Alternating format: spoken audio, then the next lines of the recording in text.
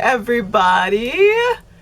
It's Allie, and welcome to our Y&R Chat for Sunday, December 22nd, 2024. Well, I guess we've answered the question about why there is only one bed in Ian and Jordan's motel room. Ooh. Or is it ew?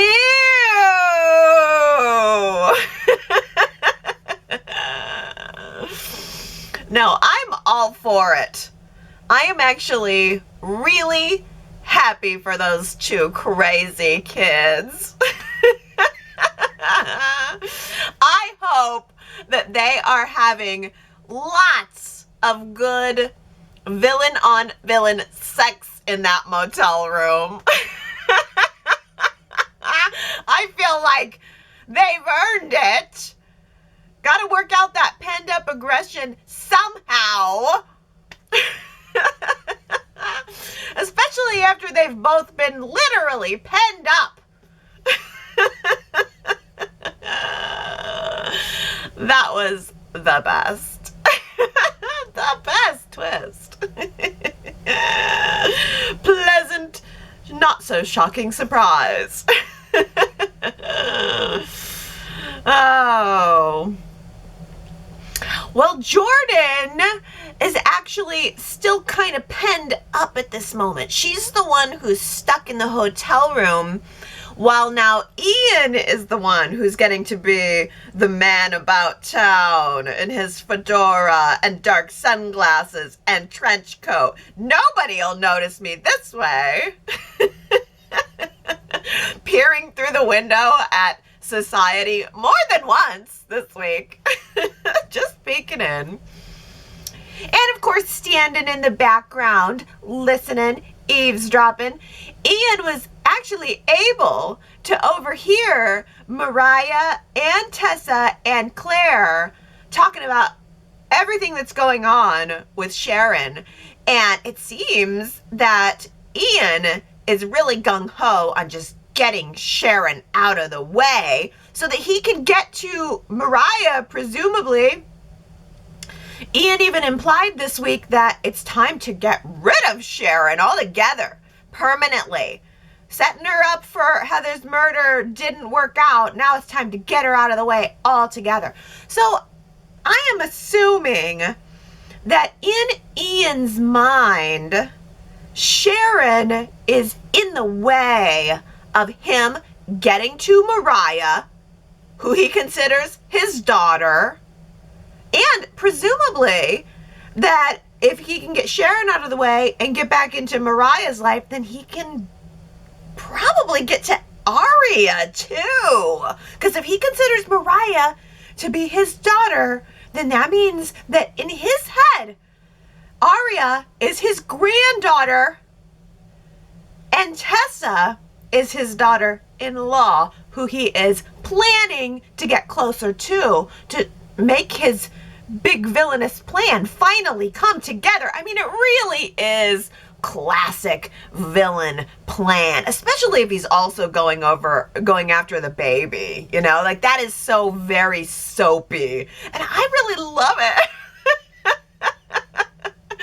I really love this, and I've had a great time watching it unfold. And I love the sick twist that Ian has transformed himself into Reverend Ian Ward with Bible in hand. Oh. Now that's bad. Ian is going to try to rope Tessa in the same way that he roped Jordan in.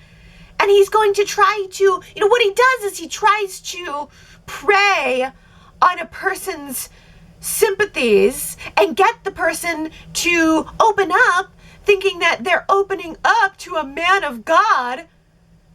But that man of God is really a wolf in sheep's clothing.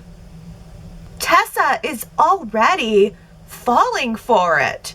She thinks that her first run-in with Ian, who she doesn't know is Ian, he's using a fake name, but she thinks this guy is the real deal, a real Christmas angel.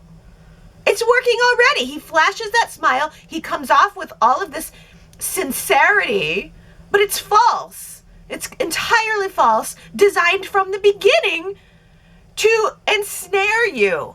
Oh, we saw a series of flashbacks this week showing us exactly how Ian and Jordan met, which was in prison.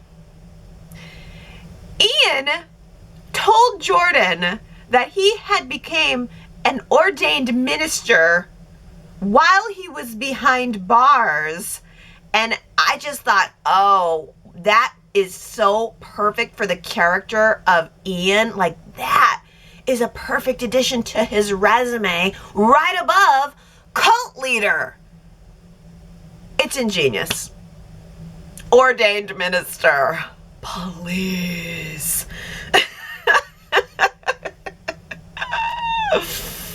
I mean, whether or not it's actually true that he's an ordained minister, I don't know. But it's what is quite clear is that Ian was working on a plan that included Jordan well before Jordan ever even knew it, ever even met him. Ian is the mastermind here. Ian is the one who is in control here, because Ian was already 2 steps ahead of Jordan on the day that she met him. In prison, he inquired, he sought her out, sat down next to her and inquired about her story as if he didn't know it already.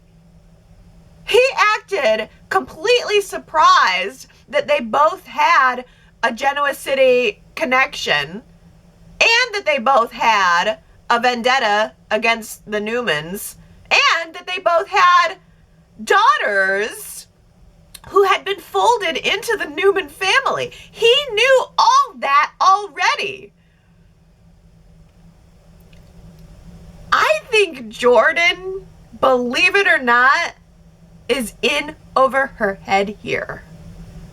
For once, I think that Jordan is the one being played here. And with the way that the tensions, the push and pull has been going on between those two and really just rising, the tension's been rising, the heat bubbling. I mean, it's very love-hate. The way that's all going on as a background, I think Jordan is going to realize that she's been played. And I think Jordan is going to be the one to take Ian down into the ground. Sharon's hypnosis sessions were both the longest and the shortest scenes of the week for me. Shortest because apparently all you have to do to hypnotize someone is sit them down, have them close their eyes, and count to 10. And boom! They're there! They're hypnotized! Sit down, close your eyes, count to 10, you're hypnotized? Well, I must say, that is quite a power that Alan is walking around with. He should have a little bit of extra swagger about him if he's able to just hypnotize someone by counting to 10. Oh, no. But I also felt like those scenes were so long and so tedious because we all knew it all already. The first session took Sharon back to the night of the crash with Phyllis, which really revealed nothing new to us, the audience, but it did reveal basically the same info to Sharon that Phyllis already knew. The truck. Okay, so we were able to get Sharon up to speed, and Nick and Michael, who was sitting there with his little yellow legal pad as if that added some legitimacy to any of it. We were able to reveal the truth about what happened to Phyllis. But the point is, that's not the story. The crash with Phyllis was such a side note to the whole carnival of everything that's been going on with Sharon for the past couple of months. We needed to get to the truth of what happened the night that Heather died. But then the second session, the second hypnosis session, again, we kind of saw everything we'd already seen before, you know? Like, there was only one real new piece of information that got revealed to Sharon and to us, and that was a gloved hand on Sharon's shoulder right as she was passing out. And I guess that the viewers are probably all going to assume that, well, that's Jordan, because, you know, it's been implied that Jordan was the one who was out doing the dirty work. Ian was coming down on her because she didn't do it well enough. But I don't know. I'm almost kind of wondering if there's going to be a twist here that will reveal that it was Ian who was there that night. Like, maybe give us a twist on our expectation, because it's just too obvious that it's Jordan. I don't know. Maybe this is just the process of Sharon realizing what the audience already knows. But Ian was the one who wanted Sharon out of the way, and now we know that he scoped Jordan out from the get-go. So, I don't know, maybe Ian was at the apartment that night. Maybe he was framing Sharon and also Jordan as a backup. Maybe Ian never really wanted Jordan as a partner or as a lover. I mean, maybe all Ian ever wanted from Jordan was a scapegoat. Not even just somebody to do his dirty work, but somebody who he could pin it all on in the end. And if Jordan finds that out, and if what Gary's phone said was true, that Y&R is going to go out with a bang in 2024, then I think Jordan is going to find it all out and kill him. A crime of passion. I was very proud of Phyllis for turning down Billy's plan to work together on another revenge plot, although she may very well change her mind about all of that next week. But I much prefer the idea of Phyllis working with Daniel on a, you know, some kind of new project instead. I mean, they're both gamers, so let's have Phyllis and Daniel work together to develop a new game. Maybe something for my new virtual reality headset for my MetaQuest 3. Something fun. Something, I don't know, not grief-based. You know, it doesn't need to be educational. Maybe they could come up with just a good, fun game that's good for escape.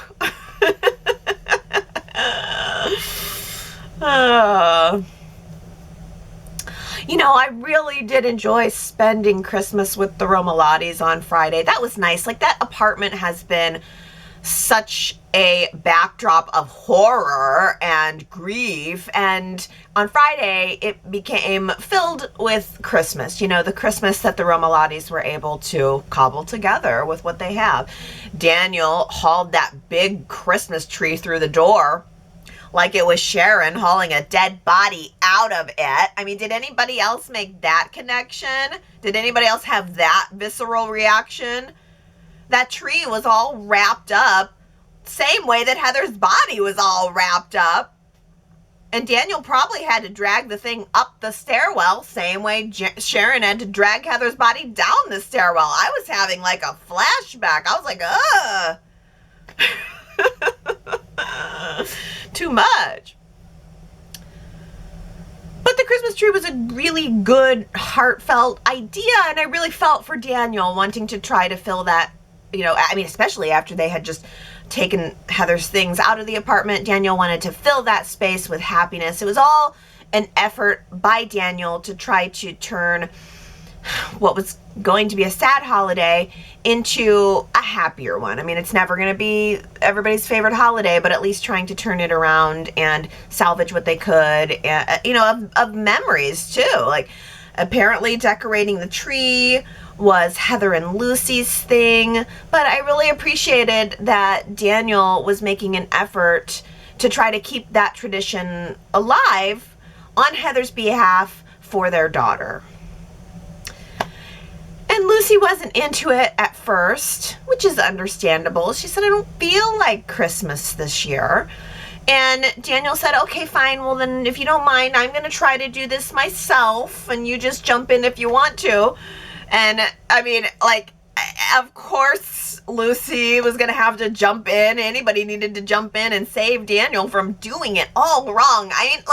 I'm surprised how much I empathized with that moment when he had 2 identical ornaments hanging right next to each other on the tree. I think my OCD must have kicked in or something, because even I was like, no.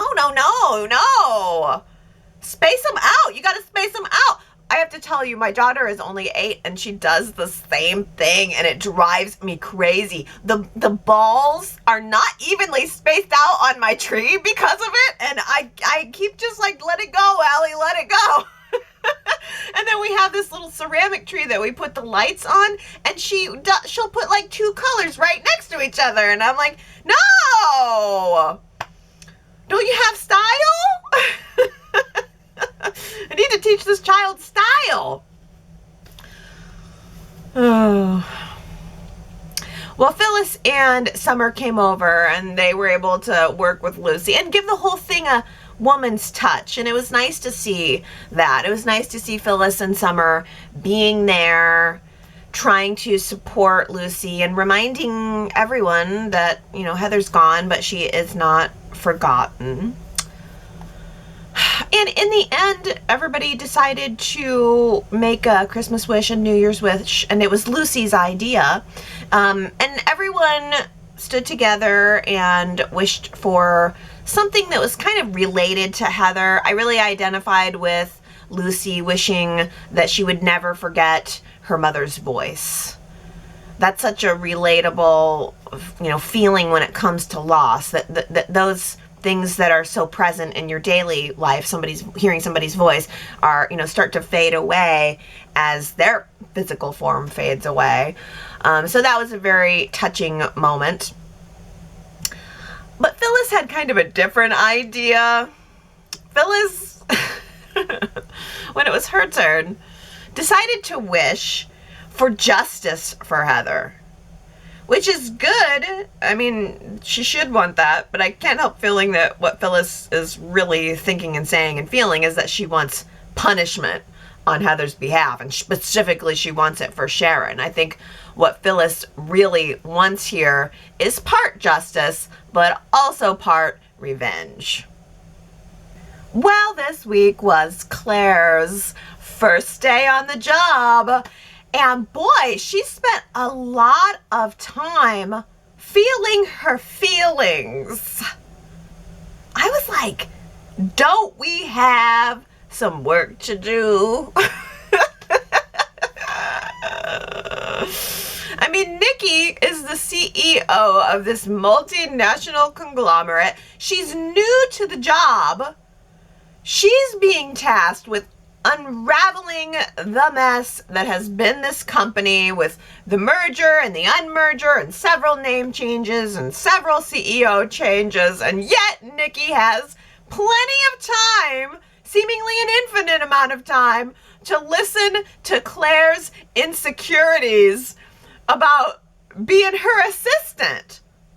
I have an idea. How about just being an assistant, Claire? That might be nice.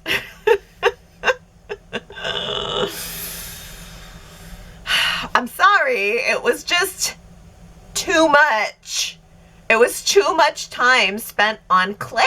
It was like 2 full episodes. It stretched out over 2 full episodes. I was all for the makeover last week, but then when it just kept stretching. All the focus of starting at Chancellor was focused on Claire and not Nikki. I'm like, this is going on too long. And then Nikki spending time gushing to Victoria over the top about how great Claire was and how she anticipated every move that Nikki had, every need that Nikki had. I mean, nobody is that perfect on their first day. Nobody's that perfect, period. And I'm kind of getting tired of Claire being so perfect. Ooh, flowers from Kyle. Let's all stand around and read the card. And then Kyle stops by and Claire's kissing him in the office on her first day, when she should be worried about the work. And then she's all giddy at dinner because they've officially become boyfriend and girlfriend. It's just a lot. And I feel bad for saying it, but it is how I feel. Claire and Kyle are definitely the only true romance that's going on the show right now, I would say, except for Ian and Jordan. But it's clear this is our romance. This is our sweep ya away romance. And I really do like them, but at the same time, I think Kyle's a brat, and I think Claire is just so perfect that it all has become one note. It's just too much of one note for me. I gotta know if anybody else is feeling this way. So I'm putting a poll on that this week. I want to get some hard numbers on Claire's approval rating. Are you approving of Claire and where she is right now, or are you wishing that the character could nudge in a different direction? YRChat.com. Vote for or against where the character of Claire is right now, and we'll look at those numbers next week. I don't know, maybe I like Claire. That's the thing. I like Claire. Maybe I just need it all in smaller amounts. Nice is nice, but too much nice is a drag. The Abbott house may very well be the best dressed Christmas house in Genoa City. Oh, warm and fuzzies. That living room was stuffed to the brim. It is so gorgeous. It is always so gorgeous and so warm and so twinkly, and it's just right. That big, beautiful tree. And the Abbotts have classic style. They had the nutcrackers and the drummers and tchotchkes on the mantle and ribbon candy at the bar. Get your scotch and have a ribbon candy on the side. And the mistletoe in the doorway and Tracy hanging her stocking over the fireplace right next to everyone else in the families. It was just beautiful, beautiful, beautiful Christmas hygge. But it also wasn't all happy, it wasn't all happy and all comfort, Tracy really brought some holiday spirit this week, I felt, because she was helping Jack through a bout of holiday depression. I mean, that is so real. That is so right. Christmas has so much magic dust on it, but at the same time, it can also be incredibly depressing and lonely. And Jack was questioning his reverence for the past. I mean, that is who Jack Abbott is, and he was questioning it. Like, why am I always so stuck in the past? But Tracy gave him this great talk followed by this great big hug, and she reminded him that his sentimentality about the past is not a weakness. She called it his superpower, and I thought that was really cool. Really, really cool.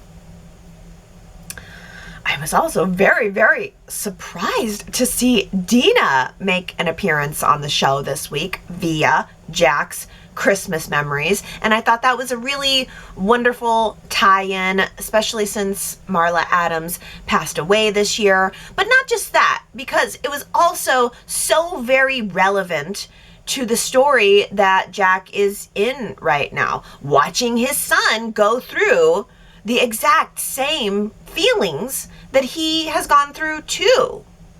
A lot of Kyle and Diane's feud has become so very tedious lately, but thinking about it in this context of, you know, motherly abandonment and Jack having gone through that and now he's watching his son go through it, that just really gave the Diane feud with Kyle, or the Kyle-Diane feud, Kyle's feud with Diane, really. That just gave the whole thing a much deeper meaning. It made me understand it a whole lot more. I mean, Jack loves Diane, supports Diane, trusts Diane, but at the same time, he understands where Kyle is coming from in being resentful about his mother's abandonment. Jack has been there. And just because the mother comes back into your life doesn't mean that you can just magically forget the pain. I just wish that I had gotten that feeling, arrived at that feeling through Kyle, not just through Jack. To me, Kyle comes off as a spoiled brat. And it's so unrelatable. Everything about Dina and the mother's abandonment, as seen through Jack's eyes, was relatable. But then Kyle getting mad at Diane for not getting out of the office fast enough? Like, why? Why did we have that instead of maybe Kyle finding an old Christmas ornament or something like the old Christmas ornament, something that from his childhood, something that could have let us have that moment of connection with Kyle. It just felt like this is supposed to be Kyle's story, not Jack's. Jack did, and I'm not complaining, but Jack did ask Kyle to hang his Jackie ornament, the famous Jackie ornament, on the tree, and that was such a great moment. But it was a great moment for Jack, and Kyle was completely clueless about what it really meant. At the same time, Diane was at the coffee house, feeling so desperate that she was willing to take Esther's advice. I don't know. I just can't help but think that maybe, I don't know, if Esther didn't say that she had been recycling some of Catherine's advice, I feel like Diane probably would have told her to take her Christmas latte and shove it. But she didn't. She did not do that. Diane took Esther's advice. And Esther's advice was, well, how about a big, sacrificial, personal gesture? Okay, well, I guess so. 'Tis the season for sacrifice. I think that Kyle and Billy both belong on Santa's spoiled brat list this year. I mean, come on. I get why Billy is mad at Jill, okay? And I get why Billy wants revenge on Victor. But I don't get why Billy decided to take it all out on Jack. Especially after Billy admitted that he really didn't want the Jabot job anyway. He just wanted to test Jack's loyalty. That is so childish and attention-seeking. And by the way, Billy, loyalty tests are something that Victor Newman is an expert at. But you know what really, really ticked me off? What really ticked me off was the fact that Billy told Jack that he was done with him only after Jack refused to give him the money to fuel his little revenge plan to snatch Chancellor back away from Victor. So, really, Billy, really? Okay, so if Jack had just given you the money, Billy, then everything would have been fine and you still would have been, you would have embraced him and then, oh, brotherly bonding. But the fact that he wouldn't give the money was what cut the tie. I mean, that just so completely turns me off of Billy. It is so completely selfish. It is so completely one-sided. And I think Billy is the one who most needs the Christmas miracle this year. I'm a lot wiser than people give me credit for. Who said it? Well, if you think you know, you can go to yrchat.com to reveal the answer. And now I've got some comments from you guys, starting with Victoria, who says, newsflash, Nate drinks tea in the morning. Santa will need to stock up on green or herbal tea for his stocking. How zen. I did notice that. How can you not notice those gorgeous clear mugs? Yes. Well, the tea drinking in the morning is a little something that Nate picked up from me. Well, the last time that I slept over at Nate's place, I left some of my tea there in the cabinet, and he must have started drinking it. Don't tell Audra. Oh, Gary says, tie a yellow ribbon around the old oak tree, Thelma Hopkins. Yes, we did have a little bit of Nate's story this week. The Private Eye, as played by Thelma Hopkins. This is like her third time being on Y&R, I think. The character name is Denise Tolliver. So the Private Eye, who we have seen before, comes to Genoa City, and she tells Nate that she has found his brother.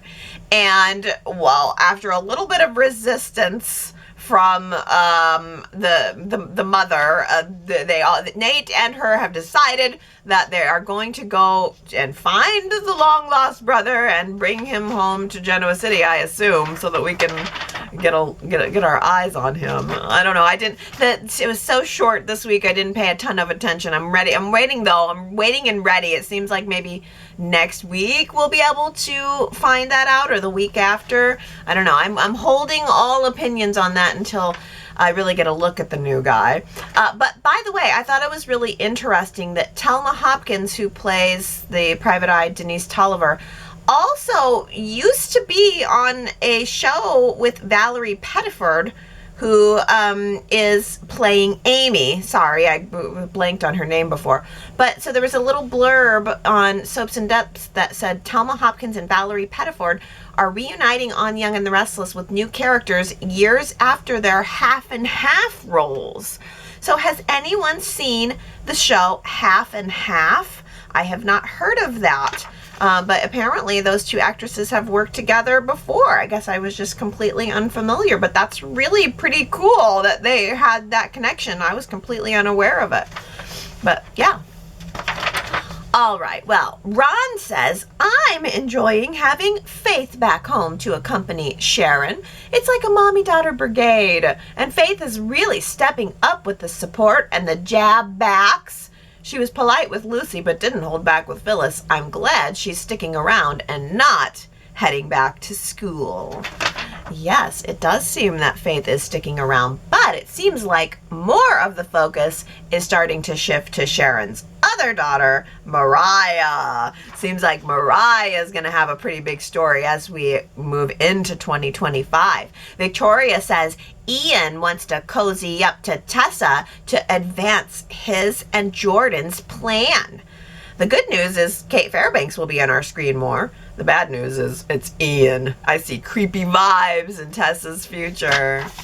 Yes, I know. It's great to see more Tessa, but it's also hard to watch her being hoodwinked. She is definitely falling for the Ian Ward charm and innocence. And I mean, she even showed him a picture of the baby. Oopsies. But But, I think I'm still along for the ride, even if it's not going to end in a good place. Last week, I asked you guys if you are feeling entertained by the Ian and Jordan show. 79% of you said yes. 21% of you said no, not entertained. But yet I didn't get any comments from any of the 21% who are not entertained by Ian and Jordan. What is not entertaining about this? If you ask me, I think they're great. And Sharon W. says, when Ian leaned forward into the kiss, he was reaching for the table to steady himself during his passionate kiss with Aunt Jordan. This was the end scene of Friday's show, Sharon, and I noticed that too. Like, Jordan really went for it. She put her whole body into that kiss. She leaned forward and up into him, so much so that he kind of had to lean back and he was reaching for support. I was like, wow. You could tell she was kissing him all the way and he was like doing it one-handed, like, whoa, okay. Knocked him off of his balance and was kissing him so hard. I think that tells us who wants who more. Or I don't know, maybe you guys are maybe you have a different reading on it than I do. Maybe you think that Jordan is using him and she's got some other she's luring him into some kind of false security. You never know, especially when you got villains on hand. Oh, Sharon W. also says, finally, great job today when we got to see some flashbacks from the fight between Sharon and Heather. Sharon portrayed her fear perfectly while under hypnosis, and a perfect job showing the pieced together buildup of the flashback scenes. The flashbacks made the storyline as intense and frightening as it was when we saw all the scenes for the first time. Yeah, Sharon, I do think that Sharon Case did a good job of showing us that fear of going back to the moment, even though it just felt very boxed in. She was just in this one small little spot. And yeah, it was well done. It was well done. I guess I just am getting a little plot hungry. It wasn't enough new information for me. Artistically, it was done really well though. Stephen actually has a guess here saying that he thinks that Sharon was in a hypnotic trance induced by some woman in sunglasses. The ghostly apparition of Cameron was in fact Jordan in a clever disguise. Oh, okay, so Stephen thinks that Cameron was Jordan the whole time. Sharon's recalled memory will undoubtedly focus on a valiant attempt by her to save Heather from Jordan's murderous attack before being forced to dispose of the body.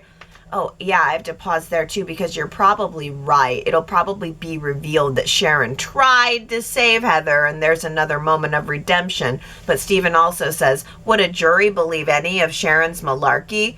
Well, maybe if they're brought under Michael's spell. Yeah, Michael's gonna have some magic to work after this because, okay, let's say Sharon did try to save Heather's life. She still went there to kill Daniel, and then she's still disposed of the body, PCP or not. I could not believe how earnestly Michael was listening to all of that with his writing on his little legal yellow notepad. It was like, really, Michael? You're giving this any credence at all? And he was so proud when they had the breakthrough of Sharon remembering the gloved hand. They had a close-up of Michael's face and he was like, we got it. It's like, really? It doesn't occur to any of you that Sharon could be faking all of this? That she could just be saying it? There's no evidence here. What we got to do now is use the hypnosis as a guide toward getting us some evidence. Here's a really good comment from Diana who says there's actually a new hole to add in Sharon's storyline of Heather's murder. Sharon goes under hypnosis and remembers some things about the car accident and also what happened at Heather's apartment that fateful night. What doesn't make any sense is that Sharon's memory of these events are supposed to be credible in any way. The whole premise of Sharon's defense is supposed to be based on the fact that Sharon was not in her right mind when these incidents took place. Her medication was tainted with traces of PCP on it. This drug makes you hallucinate, which is apparently why Sharon was seeing Cameron, who was influencing her to commit the crime of attempting to break into Daniel's apartment and was going to attempt to poison him before changing her mind. Well, how then is Sharon's memory of a hand touching at the apartment supposed to be credible? I thought that she was high on PCP and hallucinating. Sharon was seeing Cameron at the apartment that night as well. What makes Sharon think that it wasn't his hand on her shoulder? What makes Sharon think that it wasn't any person at all other than a hallucination? Sadly, this storyline doesn't make any sense. I feel like Y&R needed to choose. Either Sharon is not being culpable by means of under the influence of drugs, or that it was Ian, Ward, and Aunt Jordan. The storyline is trying to combine both scenarios at the same time, and it isn't meshing together in a way that makes sense. Dang, Diana, that's a good point. I really, really like that point, that Y&R's kind of trying to dip into both pools. Sharon was out of it. Oh no, Sharon was a victim. You know, you're right. It is, that plot-wise, that is a really good point, and it is all over the place. There's a whole lot of holes in this plot, no doubt about that. Well, you know what? Can we talk about Billy for a second? Because Russell says Billy is being awful to Jack, pressuring him to put the money up to buy Chancellor and then telling them he's at the top of his untrustworthy list. Billy seems to be headed toward the deep end, driving right over a cliff. Leaving the Abbott family, he's spinning out. Yeah, he is. He is absolutely spinning out. But Daisy, and now this is fun, Daisy says, I think it would be great if Billy was visited by 3 ghosts this Christmas. He may get some perspective on how his life is going. A Christmas Carol Young and the Restless style. The ghost of Christmas past would be Victoria, who shows Billy some of his good times and some of his mistakes. But more importantly, he'd be shown the love, laughter, and support that he always shared with his father, his mother, and the rest of his family. The ghost of Christmas present would be Tracy. She shows Billy how his own choices put him in the situation he's in, not anyone else's. Then he'd be shown his siblings talking about his behavior and how it's a pattern. He never changes. And he also sees his children talking about how he never takes responsibility when things don't go his way. Jill could be the ghost of Christmas yet to come. She shows Billy that in the future he does take everything from Victor. And then he becomes much worse than the person he thinks Victor is, the person he says he despises. He's then shown how what he does to Victor in the future will affect his children and the rest of his family. They pretty much don't speak to him anymore. Billy is then brought to his knees when he's shown how his actions will affect his mother, particularly her health. She always defends him. She loves her son. But then Jill passes away alone and no one finds her for days. And Billy wakes up. Dang, Daisy, you should be a writer. I wish you would just go. You just wrote the Christmas episode. That was so good. The only thing I would say is I bet Y&R probably would have put Phyllis in as one of the ghosts, especially since she's pretty well entrenched in his story. But I love this idea, especially Billy seeing into the future and that his plot revenge against Victor just made him end up becoming more like Victor. So good. But Gary says, will Kyle have the Christmas miracle of the heart this December 24th?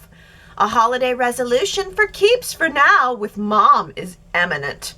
Kyle's idea, this Diane not cleaning out of Jabot pronto being indicative of darker feelings, is silly. Moving is a nightmare. That's all. Yeah. And Connie says, so Mom, when are you going to tell me about your latest passive-aggressive move against me? Versus, Mom, what's the ETA on your move to your new office? Could you be more insulting and snotty when speaking to your mother? Our bratty and entitled Kyle is back, alive and well, and snarky as ever. Dang, Connie. Exactly. What's your latest passive-aggressive move against me? When he could have just said, so, what's going on with the office? Does anyone else find it hard to believe that Diane, I just felt like she had to hold her tongue to even sit with Esther and listen to a word of what Esther said. Diana says, this week we see Esther giving life advice to Diane at the coffee house. I enjoyed seeing Esther shown as someone with wisdom and knowledge to share, rather than the dumbbell pushover that she's often portrayed as. Esther was always there as a comedic relief character to Jill and Catherine, which was suitable for her then. Diane says that she guesses that Esther has probably had a lot of experience listening to people's issues. Esther replies by saying that she practically made a career out of listening to Mrs. C and Jill and at the Chancellor and at the coffee shop.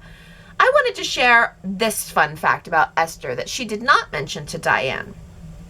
Esther is a trained, registered alcohol abuse counselor. She got her license in therapy after Catherine fell off the wagon and began drinking again. This is never mentioned on the show. I found this information out a while back when I was looking up something about Esther's character at the time. This shows that Y&R has completely forgotten this fun fact, and it was probably over 40 years ago when the storyline occurred. But different writers have come and gone since then. Esther's character could have utilized her skills with various characters that have alcohol problems. Nikki, Neil, Nina's son Philip, whom Esther apparently quit her job at the Chance Mansion to look after at one time. Maybe Esther could team up with Sharon and both of them could open up their own practice. Diana, I love that. You're so right that really could have been a part of Esther's story over the past 40 years, and yet she's always kind of pigeonholed into this comedic relief type character, the side note character that really doesn't get a whole lot of respect. No respect at all. Yeah, but she really could have been used in a much better way. I don't feel like anybody's going to want to go to Sharon's therapy shop anymore, though. Esther's going to have to officially take that over. No one's going to Sharon's psychology lemonade stand after all that she just went through. Oh, hey. Victoria says it was a nice scene when Nikki was reassuring Claire about her relationship with Kyle. Nikki was channeling Mrs. C when she said, start this day like it's the first day of your new life and live as you see fit. This comment reminded me of many of the heart-to-hearts that Mrs. C and Nikki would have. How touching it was to have on Nikki's first day of running Chancellor. But that's the thing, it was Nikki's first day of running Chancellor, and it was all about Claire and Claire's insecurity and Claire's relationship. I wanted more Nikki out of it. I really do love Nikki's supporting Claire. Because you're right. Catherine a lot of times had that mentor type relationship with someone on the show, a younger person on the show, whether it be male or female. And so I really liked this trajectory. It was just too much of it for me. I was just like, is this still going on? And then we got to go home and have a conversation about it too. Naomi says, can we have Victoria inquire about her other children occasionally, please? Reed has totally vanished and is never mentioned. Katie and Johnny are at the age where they might need a mom, yet a grown woman has her undivided attention. Victoria dropped by Nikki's to worriedly ask about Claire's first day. Could it be that the writers will kill off this character via Ian and Aunt Jordan? Why else create this perfectly perfect Claire Grace? Nod to Gary. That's a good point too, but I don't think they're going to kill her. I think they're putting a whole lot of effort into developing her, and I like it. I just need to pull it back a notch or move it in a slightly different... It needs a nudge. Claire needs a nudge, if you ask me. Victoria saying, I feel like I'm losing my baby. I feel like I just got her and I'm losing her. And I liked that moment. That was very relatable. I get that. But again, like, we're seeing so much Claire and her relationship with Kyle. I would rather see some Victoria and Cole. Could I get a little bit of Victoria and Cole? Could I get a little bit of Nikki and all the challenges she's going on? I want to see Nikki in the chair. Chancellor Industries is about Nikki taking the role, not Claire becoming the assistant. Tony says, I never understood from the beginning of this character being found to be Victoria and Cole's presumed dead Eve. Why did they not call her Eve? Why did they fall into calling her what her evil Aunt Jordan named her? That's such a good point. I think it's because the only name that really matters is the last name, Newman. Gary says, Claire is so vital in adding to and filling out the Newman family tree. She will be their moral conscience. Allie's doing all she can to sex Claire up, but we don't need another jaded character. There was so much talk about Claire's successful first day at work, but predictably, we never saw what she did. Nikki has been seen pinning the finishing touches on the corporate look, which would be perfect for the junior miss department. I didn't watch a lot of the Addams Family, but didn't Claire look a little like Wednesday Addams?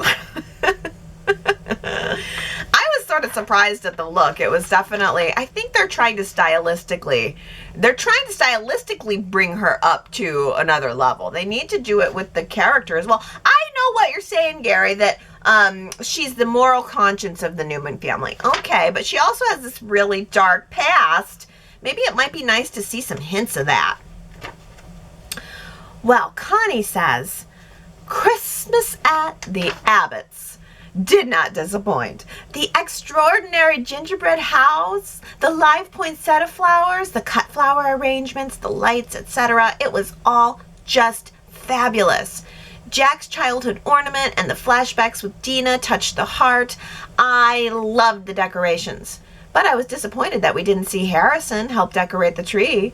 But I couldn't tell if the tree topper was there. Maybe he gets that job this year. Still, it was a gorgeous Christmas set that feels familiar and homey.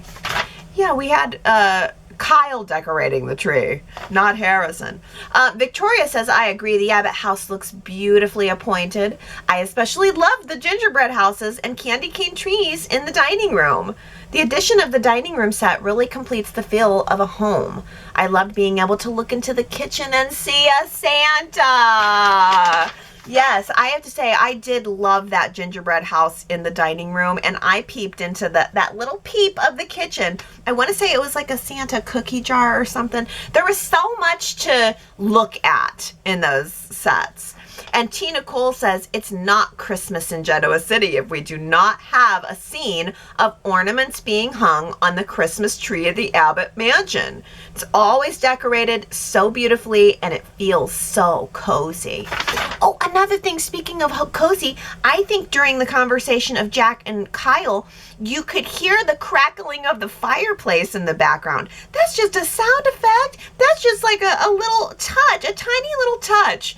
During the conversation, just hearing that slight little crack, crack, crack, crack. And it was after, I think, Tracy had hung the stockings and everything. It was just like, oh, that's such a small touch that really brought me into that warmth of the Abbott home. These are the touches that we must never forget to appreciate. Russell says those flashbacks of Dina telling Jackie that she loves him now and always got me choked up. Okay, I was crying there. I said it. Yes, Russell, I cried too. I did. I cried too. You are not alone. Oh, but let's end on a happier note. Tina Cole says, I love a good Christmas coffee mug, but I think a standard shaped mug with some sort of Christmas theme on it is cute. I keep looking at the massive Christmas-shaped mugs at the coffee house, and for someone who loves Christmas decor, they might be a little excessive for me.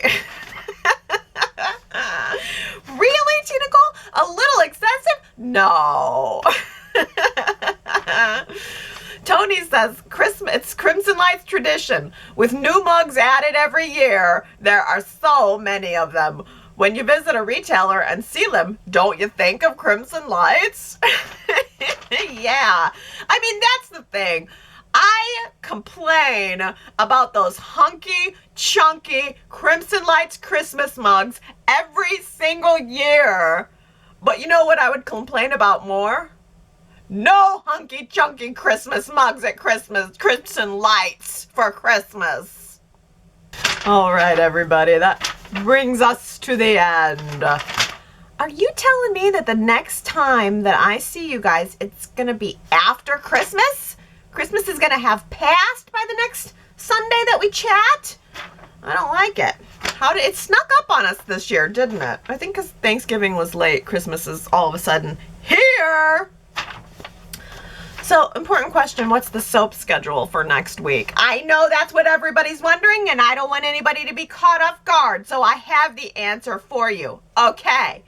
Christmas Day, we are going to be getting a classic episode of Y&R from 1985, which won't air on Paramount Plus, which is a total rip-off. So if you want to see the classic 1985 episode, I hope you still have a TV. You're going to have to turn it on and watch it. But surprisingly, all of the other days have episodes. So even Christmas Eve, even the day after Christmas Eve, all new episodes. Dang, we don't take a break. The drama is always on. I think CBS should go back to using that logo or that tagline.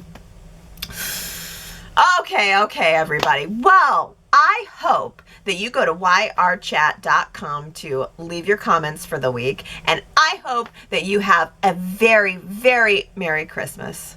I love you guys, and I will see you next Sunday. Bye.